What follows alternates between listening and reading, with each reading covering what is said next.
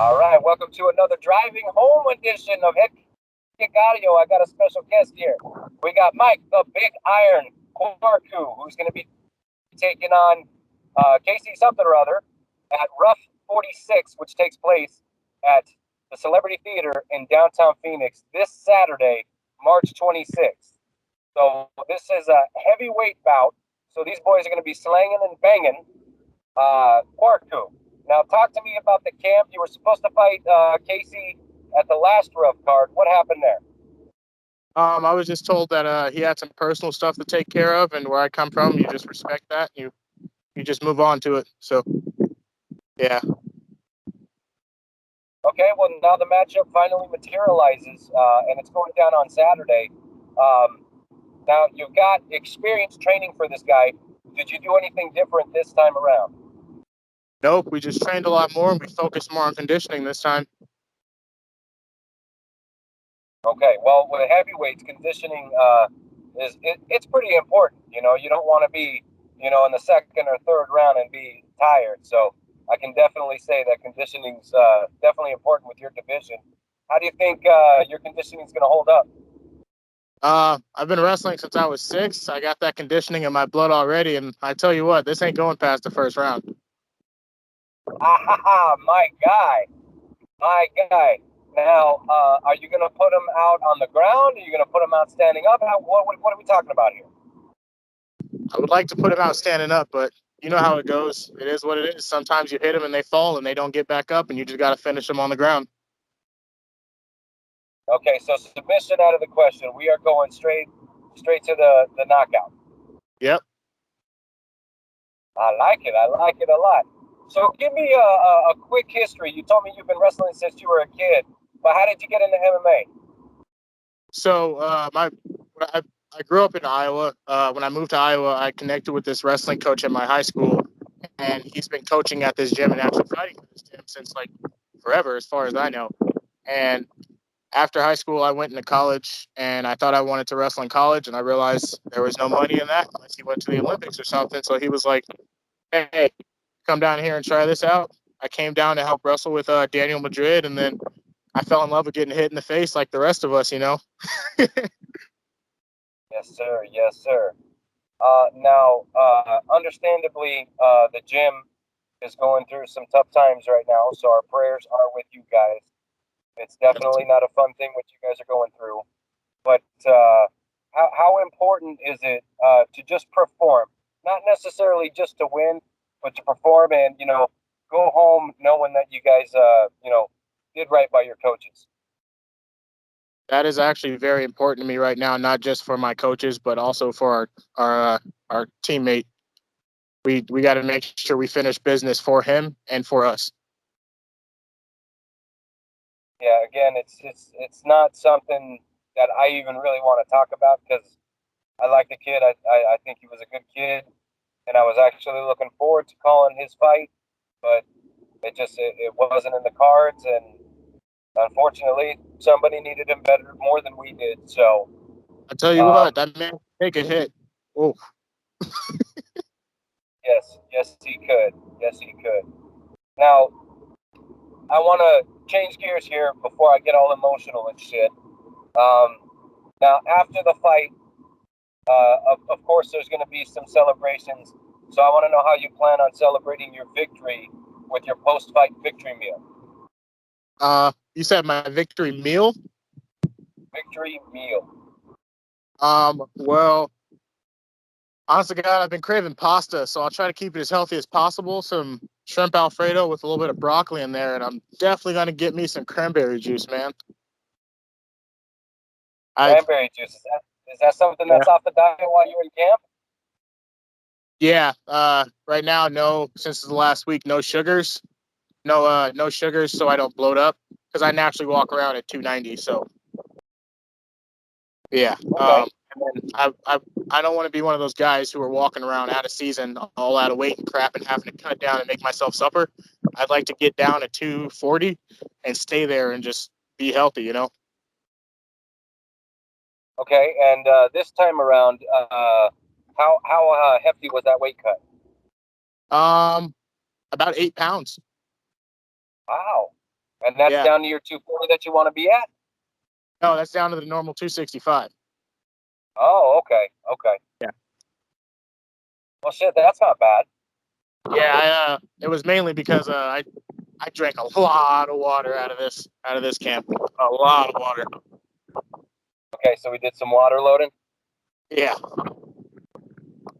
All right, and let's talk about you got some teammates that are fighting on the card. I know Zarina's on there. I know you got a couple other guys. Yes. How Serena. was the energy in camp? Obviously, pre the event. We'll call it. Well, it was a lot of pushing each other to the limits, like a lot of heavy banging and sparring. Like I don't think I've been a part of a camp that was more competitive than this one. Bradley and I, being both heavyweights, coming from wrestling backgrounds, we're it's crazy because they call us the Wonder Twins around here. We just beat the snap out of each other and make sure the other one doesn't leave unless work is done. I hear that. I hear that. And who's going to be in your corner for this fight, my man? Jason Robinson, my boxing coach, and Mario Valles and Justin Trigg, my wrestling coach. Travis Azevedo couldn't be there. He's got to take care of some business, but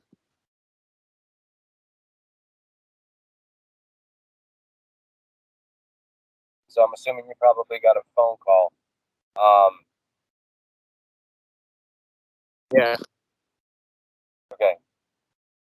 All right. Now you stated that you want to finish this fight with an exclamation point in the first round, um, and you're predicting a knockout. So that takes my prediction question out of the way. But I want to talk about, where do you think you go after this W?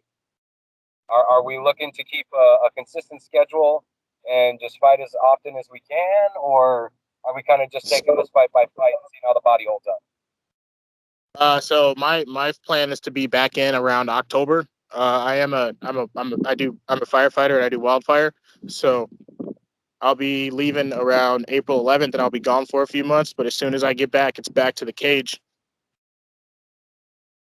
Okay, and what are the aspirations or the goals that you would like to tick off if you're going through a checklist with this MMA stuff? I want to, honest to God, I want to change the whole how people view heavyweights. They kind of view us as fat, out of condition, just heavy bangers. I want to bring athleticism back to the heavyweight range. That's my goal. I want to leave a name for us. Like I want to finish as one of the greatest ever. Okay, and with the camp and the people that you've put around you, I think you stand a pretty damn good chance. Oh yeah, Daniel beating the shit out of me. Coach Jason Robinson is like a wizard with these boxing techniques, and then we just have Mario's experience and just everyone around us. Justin's like ability to teach, just everything around us is. We have all the right tools. Absolutely, and so October for a return date. I like it. I like it. What is the trip that you got to take for this firefighter? So we just travel around the country doing wildfire stuff, and we protect our home front first. But we go to places like Northern Cal, Southern Cal, Oregon, Montana, wherever there's a blaze, we're there. Okay, so you guys just travel and help out the local districts. Yeah. That's pretty cool. And how long have you been doing that? This will be my second year. Last year I was gone for a total of 80 odd days. Yeah. Okay. And how did you get into firefighting? Funny. Same way I got into MMA. My coach Travis, he's a firefighter. All my uncles were firefighters, and they pretty much were just like, "Hey, it's I didn't want to go into the military.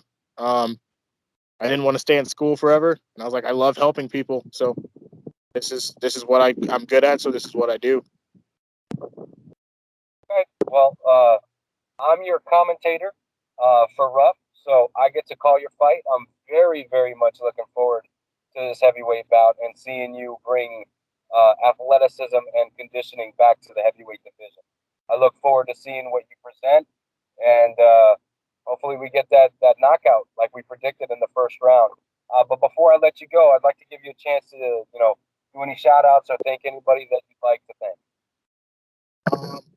First and foremost, I'd love to thank Legion, all of Legion, for bringing me in and pretty much giving me all the skills and helping me sharpen my tools the best of my ability.